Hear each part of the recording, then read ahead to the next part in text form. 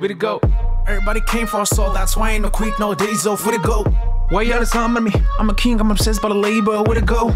They say I'm different. They can got the keys and I leave them. And they gotta say what I wish for, but it's too late. With the fall, we the best now. Way to go. Hey yo, bienvenue dans le podcast The GOAT MMA Boxing. Que tu sois en train de faire ton footing, que tu sois au travail ou même en train de jouer à la PlayStation, si t'es fan de boxe ou de MMA, ce podcast est fait pour toi. Moi, c'est Sigma pour ceux qui ne me connaîtraient pas encore. Et là, on reprend les vlogs boxe anglaise. Parce que là, ouais, c'est la catastrophe, les gars. Je sais pas si vous avez un peu des échos de ce qui se passe aux États-Unis entre Terence Crawford et Errol Spence, mais c'est la Java. C'est la Java totale. En même temps, j'en profite pour vous montrer ce magnifique paysage. Voilà. Donc oui, je sais, les GOAT, j'ai beaucoup de comptes à rendre. Il y a eu pas mal de choses qui se sont passées en boxe anglaise que je n'ai pas pu couvrir malheureusement parce que ça s'accélère, et même en France. Nous aussi, on essaie un peu d'upgrade de la qualité de nos contenus, comme vous avez pu le voir sur les dernières vidéos. La dernière vidéo qui va s'afficher juste ici. Et là, ça a été assez intéressant. On a un Canelo Alvarez qui a défendu toutes ses ceintures en super middleweight face à un Golovkin qui reste impressionnant à l'âge de 40 ans. Mais là, on n'est pas venu parler de ça.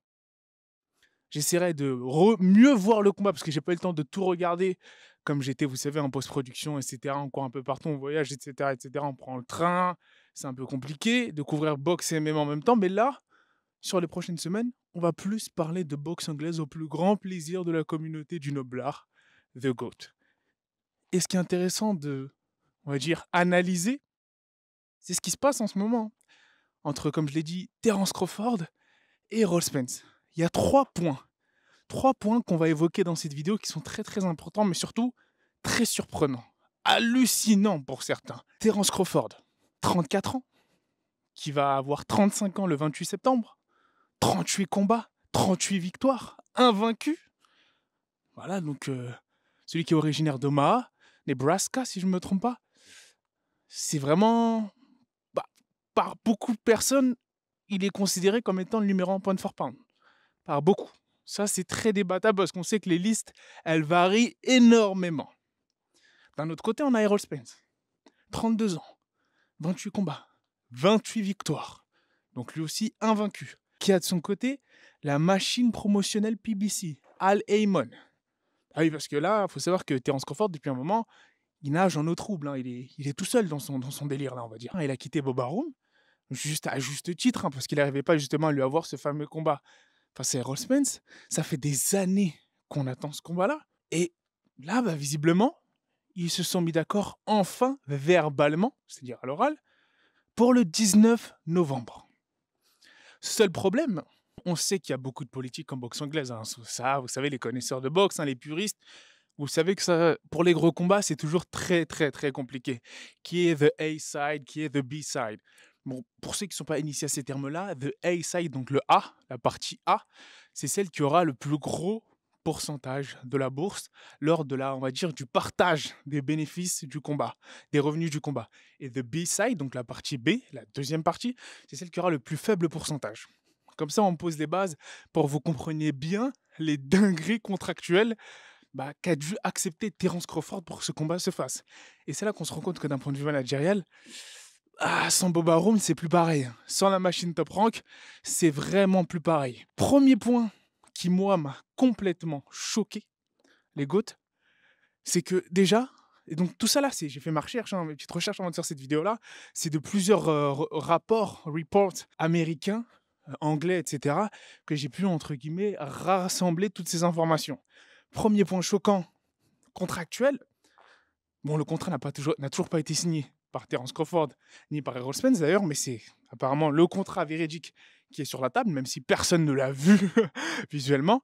Premier terme qui est assez alarmant, le partage, ce sera un 65-35 en faveur d'Errol Spence.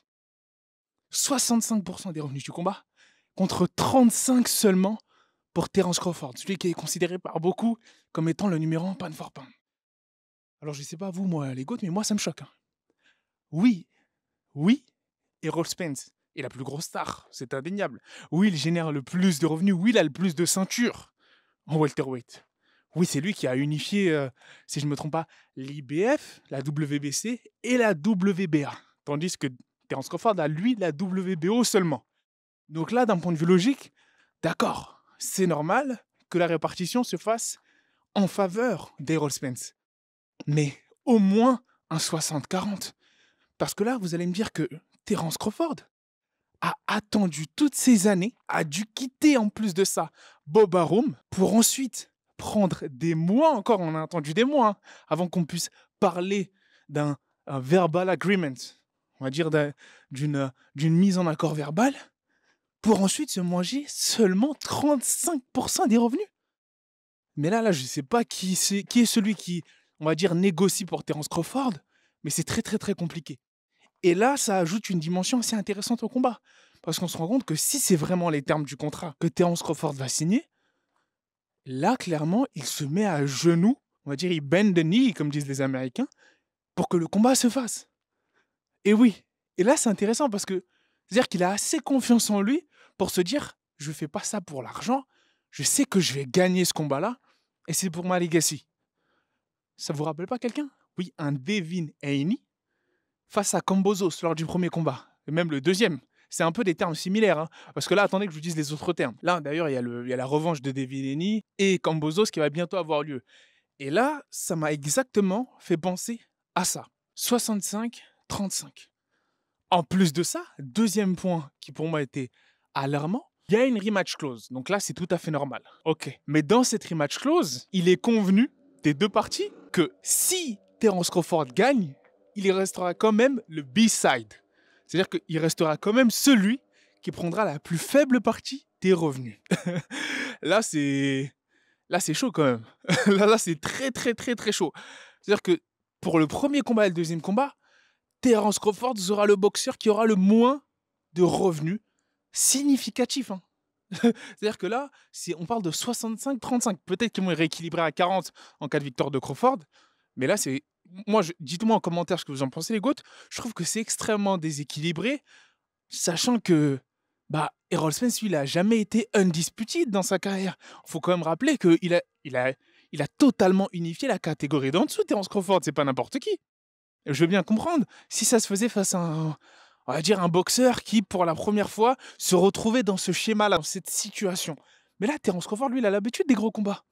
Il a l'habitude de, on va dire, son nom, à lui seul, rapporte des ventes. Pas autant qu'un Errol Spence, mais il rapporte des ventes. Donc, que lors du premier match et de la revanche en cas de victoire, il reste le B-side, pour moi, ça, c'est hallucinant. C'est hallucinant et ça montre... ça met en avant le fait que Al Haymon et Errol Spence ont vraiment une machine. Sont vraiment une machine managériale et économique face au tout petit Terence Crawford qui essaie de négocier comme il peut. Sans Bob Arum, c'est compliqué. Donc pour ceux qui ne le savent pas, depuis quelques années maintenant, sur les dernières années de son contrat, Terence Crawford était en conflit avec Bob Arum parce qu'il estimait que ce dernier n'arrivait pas à lui avoir les gros combats. Il y avait notamment eu un scandale dont les Européens ou les Français n'avaient pas beaucoup entendu parler parce qu'aux États-Unis, ça avait fait un petit peu de bruit. Apparemment, Top Rank classe ses fighters en fonction de leur classe, c'est supposé, selon certains rapports qu'on leaké, en fonction de la race. C'est-à-dire que tel ou tel fighter mexicain va combattre tel ou tel fighter mexicain, tel ou tel fighter afro-américain va combattre tel ou tel fighter. Voilà. Il y avait certains leaks comme ça qui avaient fait pas mal d'œuvres aux États-Unis pendant un moment. Et c'est à ce moment-là que il y avait Terence Crawford qui était en procès avec Bob Arum et je crois qu'il a retiré sa plainte pour racisme ou je ne sais pas quoi. Du coup, ils se sont séparés tous les deux après la victoire de ce dernier face à Porter. Victoire qui était très impressionnante d'ailleurs. Après ce combat-là, il s'est dit maintenant, je vais aller tout seul à la recherche du Big Fish, The Truth, Errol Spence. Problème, c'est que là, on voit que sans grosse promotion managériale derrière lui, ça devient très très compliqué de négocier des termes qui sont respectables. Là, on parle tout simplement de respect. Parce qu'on voit que Al Haymon et Errol Spence sont vraiment en train de marcher sur le respect de Terence Crawford. Et en même temps, c'est comme ça que ça se passe, les négociations. C'est à la dure. Hein. Même en cas de défaite, tu as l'impression qu'Errol Spence, il sera gagnant. Enfin, je veux dire, il n'y a vraiment que sa legacy qui va perdre. Mais en termes financiers, il va se faire un pactole énorme. Et moi, c'est pas le fait que Errol Spence se fasse beaucoup d'argent qui me dérange. Non, c'est le fait que Terence Crawford, pour son calibre, ne se fasse pas autant d'argent qu'il devrait se faire avec un combat de cette magnitude-là. C'est ça qui me dérange vraiment, parce que pour moi, c'est le plus gros combat en boxe anglaise à faire Bah, cette année, et j'espère pas l'année prochaine, mais cette année. Bah oui, parce qu'il y en a beaucoup qui commencent à parler de l'année prochaine avec le fait que bah, Terence Crawford ne voudrait vraisemblablement pas signer le contrat alors qu'ils se sont mis d'accord sur tous les termes et que Terence Crawford a accepté tous les termes du clan Al Haymon et Errol Spence. Un mind game de la part de Terence Crawford qui essaie de jouer avec les nerfs d'Errol Spence, mais plus on avance dans le temps, plus ce match-up est en sa défaveur. Le 28 septembre, il aura 35 ans. Tandis que Errol Spence, lui, est dans son prime ultime. Et là, je commence à se faire ressentir du côté de Terence Crawford. Oui, on va pas encore parler de boxe, là, en termes de match-up. Je favorisais, moi, un Terence Crawford à l'approche de ce combat-là. Mais plus le temps avance, plus ça devient compliqué. Plus ça devient compliqué quand on voit ce que Errol Spence a fait à Augas. Le troisième point, moi, qui m'a complètement subjugué, sortons les grands mots, c'est le fait qu'il n'y aura pas d'avance pour un combat de cette magnitude-là. C'est-à-dire qu'il n'y aura aucune avance d'argent pour Terence Crawford. Il va faire son training camp, zéro garantie, même pas un petit pourcentage. Souvent, ça se fait, ça vous savez, dans les gros combats, il y a une certaine avance au bout de certains mois qui se fait pour en gros montrer que voilà, les deux parties sont engagées dans ce combat-là. Mais là, Terence Crawford, ce n'est vraiment qu'après le combat, en espérant qu'il n'ait pas de blessure dans son training camp ou autre, qu'il va toucher toute sa bourse, tout ce qui lui revient. Moi, je me dis, là, c'est encore bizarre, cette histoire-là. C'est encore bizarre parce que, avec les deux termes que je vous énonçais avant, je me dis, qui est la personne derrière le management de Terence Crawford? Je veux bien qu'il veuille se débarrasser d'un Bob Arum, qu'il veuille se débarrasser de toutes ces personnes-là. Certains parlaient de Daniel Kinahan. Vous savez, j'avais fait une vidéo là-dessus. Elle va s'afficher sur le fait que, potentiellement, il était, on va dire, conseillé, l'advisor, par Daniel Kinahan, vous savez, Daniel Kinahan qui fait beaucoup, beaucoup, beaucoup parler de lui récemment avec les enquêtes qui tournent autour de lui. Je ne sais pas si c'est le cas, mais en tout cas, si c'est le cas, là, il faudrait peut-être changer. C'est-à-dire qu'il faudrait prendre quelqu'un qui, on va dire, a un peu plus de poids en termes de respect à la table des négociations avec Al Haymon. Parce que là, c'est très, très, très costaud ce qu'il est en train de se prendre dans la tête, Terence Crawford. Et en plus de ça, il faut qu'il se fasse un maximum d'argent parce qu'on va pas se mentir, c'est potentiellement l'un des derniers combats de sa carrière. Il faut qu'il cash out, entre guillemets. Il faut qu'il parte avec le pactole, victoire ou défaite, et pas qu'il parte avec des blessures à soigner, qui coûteraient très cher. Ce sont des frais. Une chose est sûre, les deux sont prêts à en découdre. Mais là, on va dire l'avantage en termes financiers est largement du côté d'Errol Spence. L'âge, la jeunesse, la fougue est du côté d'Errol Spence. C'est bien parce que ça met une certaine dimension un peu à la Rocky dans ce combat-là. Tout commence à se retourner contre Terence Crawford. Tout est contre lui. Toutes les cartes sont contre lui. Et il va prendre ce combat, vraisemblablement, s'il le prend, on l'espère, avec une dimension vraiment, on va dire, de revanche. Revanchard alors qu'il n'a même pas eu encore de premier combat. C'est-à-dire que là, il va devoir se dire, j'ai peut-être perdu au combat des négociations, mais sur le ring, ça va être complètement différent. Et là, je pense que l'aspect mental avec lequel va entamer ce combat Terence Crawford est déterminant. Et ça me rappelle celui d'un Devin Haney qui se déplaçait en Australie face à Kambosos avec toutes les cartes qui jouaient contre lui et avec aucunement le droit d'échouer. Et là, c'est pareil. Là, Terence Crawford, en prenant ce contrat-là et en le signant, il n'a littéralement pas le droit de perdre ce premier combat. Le deuxième combat, peut-être, qui pourra mener à une trilogie et qui sera bénéfique aux deux, bien entendu. Voilà, c'est toujours bon une trilogie, notamment chez Welter à ce niveau-là. Mais si Terence Crawford perd ce premier combat, c'est limite terminé. Alors que là, on sent vraiment une obligation. Là, avec tous ces termes, toutes les chances financières qui sont du côté d'Errol Spence. Et moi, j'aime bien. J'aime bien ce genre de choses-là parce que ça va réveiller Bud. Ça va réveiller le méchant Terence Crawford. Le old school Terence Crawford. Et ça me conforterait dans l'idée que, en termes pugilistiques, pour moi, ça lui donnerait l'avantage. Hein. On va dire qu'il aurait plus la dalle. Après, ça veut rien dire, vous me direz les goats. Oui, je sais. Vous me direz, Sigma, tu dis n'importe quoi. Bien entendu. C'est pas parce qu'un boxeur gagne moins d'argent qu'il est forcément plus fort ou qu'il a plus la dalle, entre guillemets, sur le ring. Sachant que là, c'est face à un Errol Spence extrêmement dangereux. Mais quand même, ça peut être une dimension à aborder, à mettre sur la table et se dire que le fait qu'il n'ait pas le droit à l'erreur dans le premier combat favorise, d'un point de vue psychologique, un Bud Crawford. Parce que attention, et ça, je pense que vous le savez très bien, lorsqu'on aborde un combat en sachant qu'on aura une rematch clause, qu'on est à l'aise et qu'en cas de défaite, on est assuré, il y a toujours un petit relâchement, même inconscient, qui se fait chez un boxeur. Et là, ce relâchement-là, à risque, il est potentiellement du côté d'Errol Spence. Je pose ça sur la table, je pense que vous avez compris. Ceci étant dit, pour le moment, il y a beaucoup de parlotte, hein. Tous les médias indépendants et même tous les médias aux États-Unis ont beaucoup et énormément spéculé depuis ces derniers mois pour arriver enfin à la date du 19 novembre. Pardon. Si ça se fait le 19 novembre, bah on l'espère. Je pense que ça va être le plus gros combat de ces dernières années en boxe anglaise. Je ne sais pas si ça va dépasser la trilogie Fury-Wilder, mais en tout cas, là, il y a Deontay Wilder lui-même dans le podcast de Brian Cruster, The Last Stand, qui a déclaré un combat d'une telle magnitude, ça se fait pas souvent. Ça se fait pas souvent. Et si même le Deontay Wilder, Bronze Bomber, qui combattra en octobre, si je ne me trompe pas, face à Elenius, annonce lui-même qu'il attend ce combat avec impatience, ça vous laisse avoir, les GOAT, que c'est un combat qui va vraiment s'inscrire dans l'histoire du noblard s'il répond à toutes ces attentes. Sur ce, les GOAT, dites-moi en commentaire, hein, qu'est-ce que vous pensez, vous, de ces termes contractuels, du fait qu'il se soit fait complètement bully, hein, complètement mangé par la machine Al Haymon et PBC, Terence Crawford. Est-ce que vous pensez qu'il devrait accepter ces termes-là, sachant que si ces termes-là...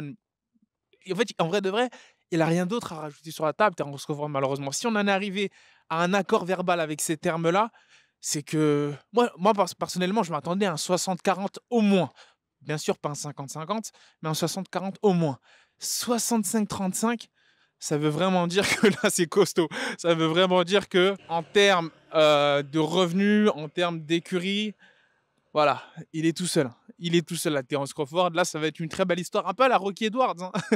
Enfin, je veux dire, je pense qu'on aurait... S'il gagne et qu'il stoppe dans les late rounds un Errol Spence, je pense que ça va autant choquer le monde que quand un Leon Edwards, peut-être pas autant, mais a mis un high kick à Kamaru Usman. C'est-à-dire que là, Terence Crawford, il a l'occasion de prendre, et clairement, tous les fans, presque, de mettre d'accord tous les fans d'Errol Spence et de les mettre de son côté. En tout cas, l'histoire est écrite pour. Tout est fait pour que, s'il remporte ce combat, ce premier combat, et de manière dévastatrice, c'est-à-dire par KO, Terence Crawford inscrive définitivement son nom parmi les meilleurs pound for pound.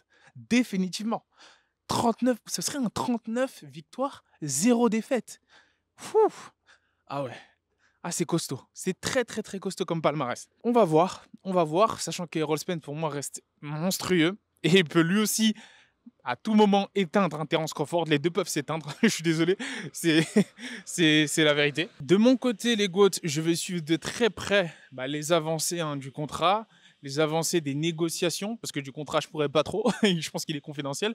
Mais des négociations, comment ça se passe pour vous tenir au courant et à jour de ce qui pourrait être le plus gros combat de boxe anglaise facilement de l'année. Sur ce, restez connectés à la chaîne, parce que là, on passe en mode boxe anglaise, mais j'ai quand même dans le four des interviews MMA encore à vous balancer, parce qu'en France, il y a beaucoup d'événements qui arrivent, et boxe anglaise aussi. On va bosser aux interviews boxe anglaise, parce que là, il y a beaucoup de choses à mettre en avant, beaucoup de talents, beaucoup de gros combats qui vont se faire octobre et novembre sur le sol français. Et donc, oui, je sais, j'ai été un peu moins actif en termes de podcast sur la chaîne, mais c'est parce que je suis en train d'agrandir les équipes. Vous avez pu le voir, la qualité des vidéos augmente petit à petit.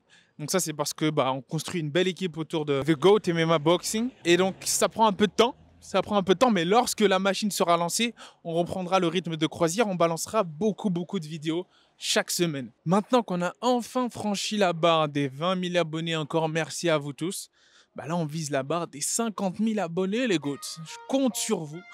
Partagez le podcast, la page, la chaîne YouTube. Abonnez-vous en masse si ce n'est pas encore fait. Et sur ce, je pense que je peux vous dire le mot de la fin. Peace. Way to go.